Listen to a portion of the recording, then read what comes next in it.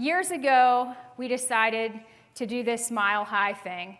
And Danny, as you all know, works. I don't think he sleeps. Like, I think he might be a vampire. I'm not really sure. I've been with him for 25 years. But, and he pours his heart and soul into this.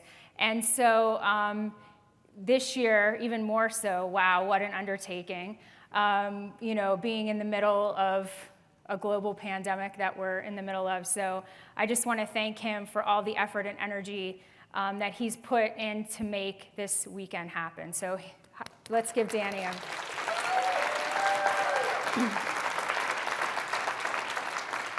And I always do the, you know, they always say, don't thank people, like you want to go up and you want to make a strong statement, but I kind of don't do things the way everybody else does things. So I want to thank my team because we have a lot of new people working for us, working with us right now.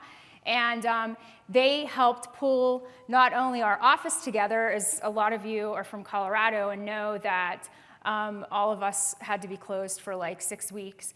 But they jump-started our practice with us and everything. So for those of you that are here, if I miss anybody, and also everybody that's helping make this happen in virtual land and all the technical things, Erwin, Elgin, Joel, Alan, Joel Kinch, Jake, Danny, Luke, Ellie, Brittany, Patrick, Katie, Julie, did I forget any? Simon, did I forget anybody?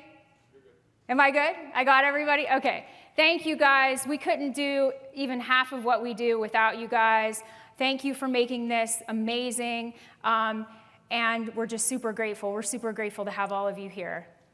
One of the things that I've always wanted this place and this space to be is a place where people felt comfortable. It doesn't matter what your gender is. We always do our best to have equal representation here on this stage, which I think is so important.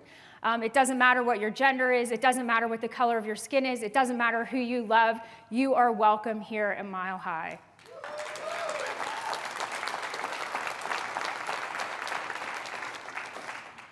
And I want to talk about leadership during times of uncertainty.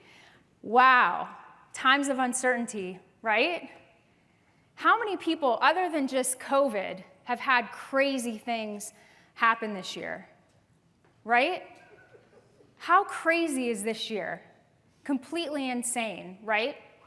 But we're called to be leaders. And I'm not talking about leaders of a conference or a program or the chiropractic profession, leaders in our community and leaders in our office. People need us now more than they've ever needed us. And I don't know about all of you, but people say things like, this is the only place I've been. I don't even go to the grocery store, but I come to get chiropractic care. At least where we live. I know some of you live in other places where it's not the same. But I don't go to the grocery store. I have my groceries delivered. But I come here because it's so important to me. Or the first time they came back and they said, oh my goodness, through that time that you guys were closed, I noticed that I was so much more resilient than everybody else around me. Because I know it was because of chiropractic, and I know it was because I had a healthy spine and nervous system. Amen? And they say that now, the same thing. I have to tell you, we do a lot of outcome assessments. We do instrumentation, heart rate variability, and we scanned and did HRV on almost everybody when they first came back. Wow. The amount of people that were in fight or flight, that their sympathetic nervous system was off the scale and off the chart, it was scary. It was scary to see that. And then to redo it after they've been having some care and to see them be more adaptive and more responsive. Guys, what we do is so important. I know you know this, But it's so important. It helps these people have less stress, or not have less stress. We all have tons of stress, but adapt more and be a better version of themselves. And isn't that what we need now more than ever in the world? People to be a better version of themselves? I mean, look at all the polarity that's going on. You know, we need to find a way to love people, to be there for people. You know, Danny said, I'm a lover and not a fighter. I'm a lover and not a hater, too. You know, people have multiple perspectives. That's what's healthy. You may not agree with the things that I agree with, and I may not agree with the things that you agree with, but that doesn't mean that I don't love you. And we need more of that in this world. We need more of that in chiropractic, and we need more of that in our offices. Because I have to be completely honest with you, and those of you that have taken any of the programs that I teach know that I'm not a huge fan of Facebook. Sorry. Facebook just isn't my thing. And the reason is because all the polarity and negativity. Like, if you want to be a vessel to help people heal, like, you need to keep that clear. And some people are really good at going on Facebook, reading it, getting off, and being okay. I'm not. I go on and I go, and then I get off, and the rest of the day I'm trying to come out of that. And so if I'm not on Facebook, it doesn't mean I don't love you. And give me a call, text me, I'll talk to you and hang out with you anytime. It's just, we need more love. And we need more positivity. And I want to be that for the people that come into my office, and I want that for you. So leadership during times of uncertainty. There are 4 key things about leadership during times of uncertainty, 4 keys to leading during uncertainty. You have to inform, you have to connect, you have to guide, and you have to unite. The first part is inform. And you can't read those, and I apologize, but I'll read them to you. As people are navigating the unknown, they're hungry for information. When this first started, how many of you had people reaching out to you?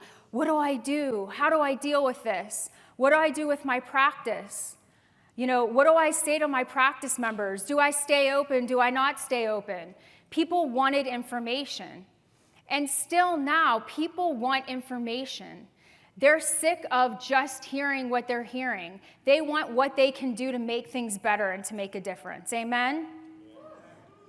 And you also want to communicate with people early and frequently in your practice. So I'm talking about this in your practice, in your community, with your family, whoever you see yourself as a leader, people that you see yourself as a leader with, instead of 2, I would say.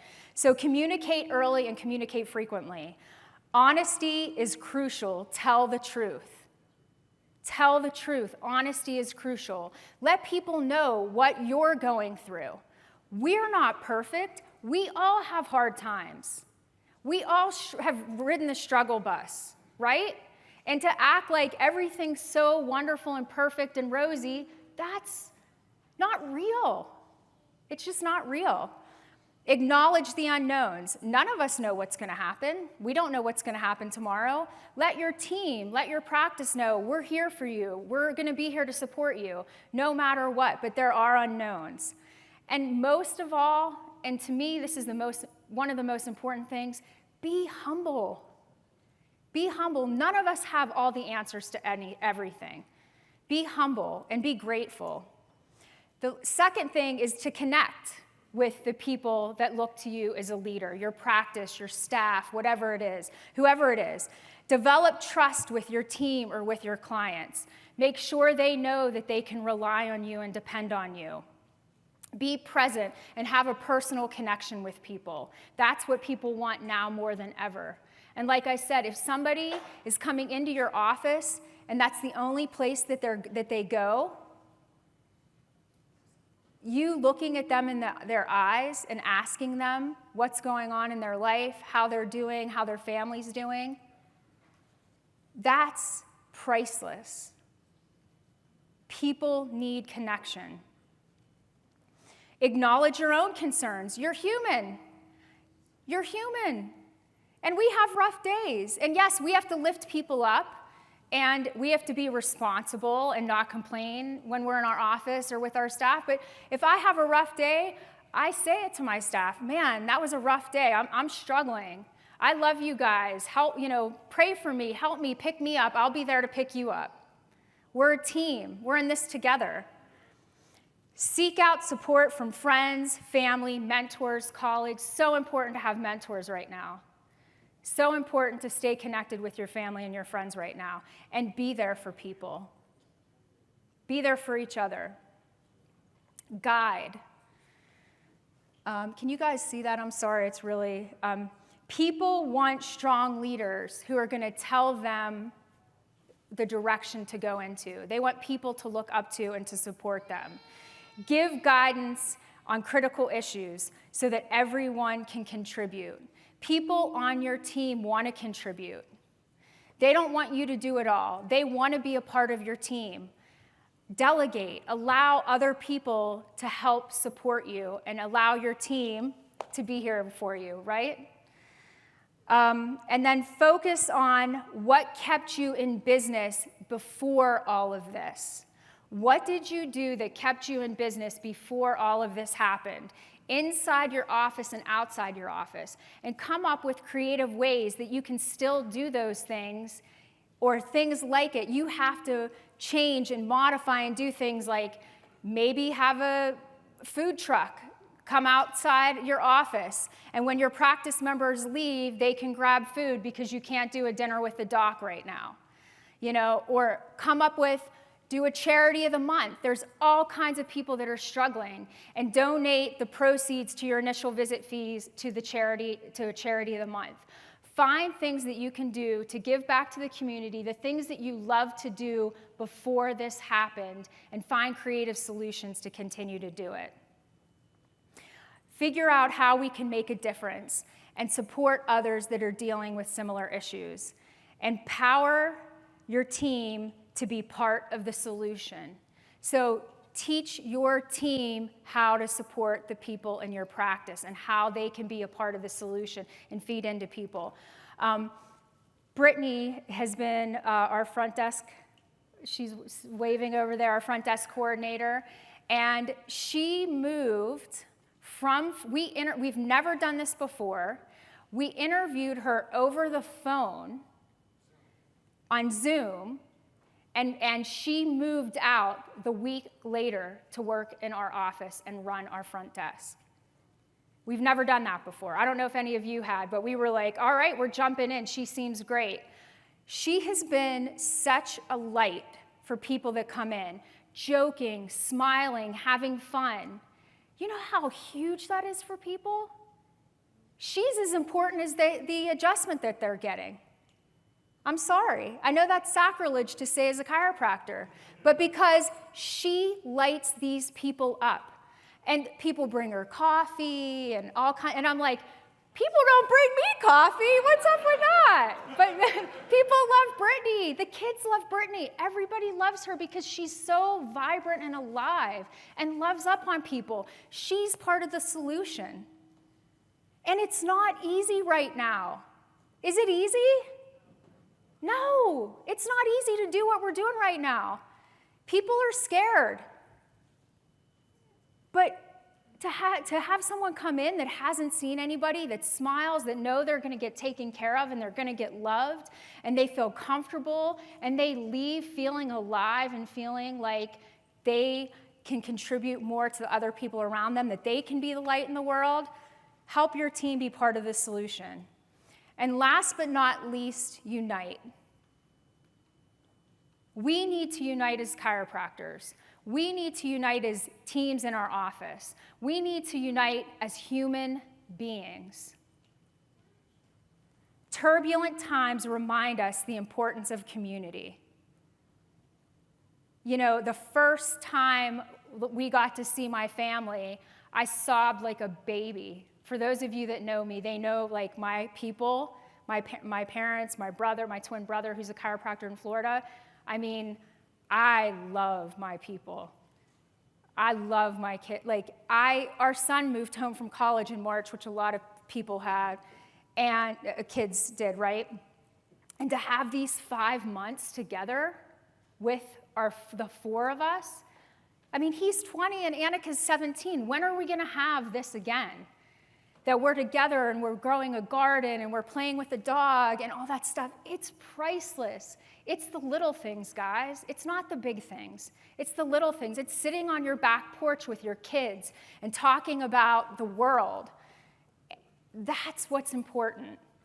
And if anything this has done for us, it's taught us what we really, truly value. Is it a car? Is it a house? Is it paying off your student loans? Yes, maybe, but it's the people in your life. And if you don't have your family, you find your family. If it's not the family you were born into, you find your family. We need to rally behind those things that bind us together. I bet if you went around this table, and I'm not talking politics, there'd be Democrats, there'd be Republicans, there'd be people of all different backgrounds. We need to find what binds us together and unite behind that. It doesn't matter what fighting's going on or polarity, what brings us and binds us together. Reinforce what makes us or you in your office unique. What is it that makes your office unique? And don't change that story. It's the chiropractic adjustment. That's what makes us unique. That's the one thing that makes us unique, is locating, analyzing, and correcting vertebral subluxations. Do that. That's what people want. Adapt to change and be true to who you are. There is connectedness in chiropractic in your office, with your practice members, and with one another. And reach out on a regular basis. You are not alone. Not in this room, not the people that are out there in virtual land, wherever you are around the world. You are not alone. Be there for each other. I love, appreciate, honor, and respect all of you. And I'm so grateful to have you. Thank you for being here. God bless, and have a great Mile High.